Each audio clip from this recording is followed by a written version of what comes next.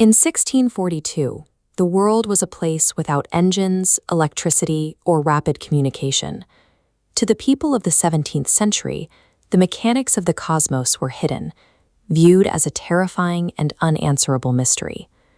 On a cold winter day, a boy was born in this small stone farmhouse in the English countryside. Isaac Newton arrived premature, and so physically fragile that his mother claimed he was small enough to fit inside a large cup. His arrival was marked by immediate isolation. His father died before he was born, and when he was only 3, his mother left to marry another man, leaving him to be raised by his grandmother. Separated from his parents, the young boy retreated into a state of deep, lonely introspection. This early vacuum of connection forced him to develop a solitary focus that would dictate the rest of his life. While other children played in groups, Isaac sat alone in corners. He spent his time building precise models of windmills and paper kites, preferring the company of his own inventions to his peers. In the classroom, his teachers noticed nothing remarkable. His quiet nature and tendency to keep to himself were often mistaken for a lack of potential in a traditional setting. Beneath that quiet exterior was a patient curiosity for mundane details. He would sit for hours studying the way water moved around an obstacle, or how shadows fell across the ground at different times of day. To the outside world, he was a lonely student. In reality, he was building a mental framework for discovery, teaching himself to observe the natural world with a depth few others could match. Newton finally found a sense of intellectual belonging as a young man at Cambridge University. He immersed himself in natural philosophy, studying the revolutionary ideas of thinkers like Galileo and Descartes. His studies were suddenly interrupted by the Great Plague.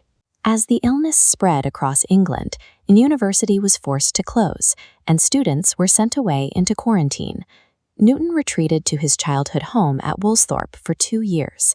Without professors to guide him or books to reference, he was left entirely to his own devices in the quiet countryside. This total physical isolation acted as a catalyst. Forced to rely on his own observations, he began to think more deeply about the laws of nature than he ever had in a crowded classroom. In a darkened room, he used a simple glass prism to prove that white light is a compound of distinct colors.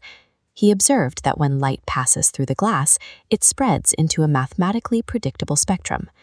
To measure the way objects move and change over time, he invented an entirely new mathematical method. He called it the method of fluxions, known today as calculus, a tool created out of his personal need to solve the problems of the physical world. Newton approached the famous falling apple as a problem of structural logic. Instead of seeing a random occurrence, he questioned why the fruit followed a perfectly vertical path toward the earth, rather than moving sideways or floating upward. As this diagram shows, he connected the invisible pull on the apple to the force that keeps the moon in orbit around the Earth.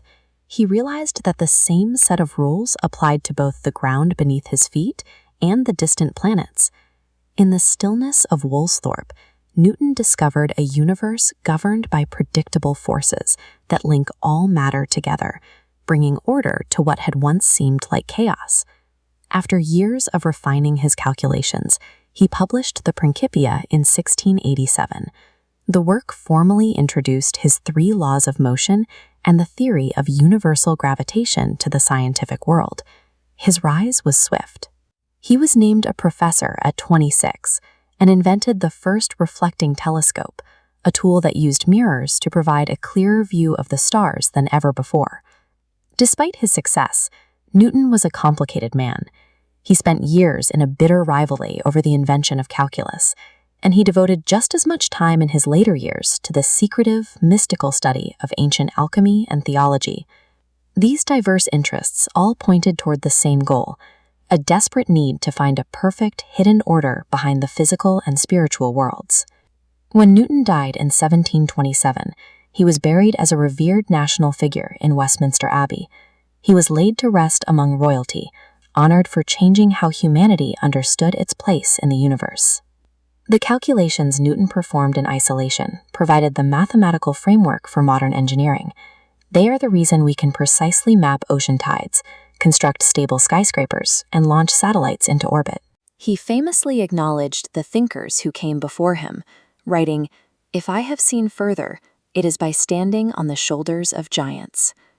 In our increasingly loud world, Newton's life serves as a reminder that discovery still begins with the quiet courage to slow down, sit alone, and ask why.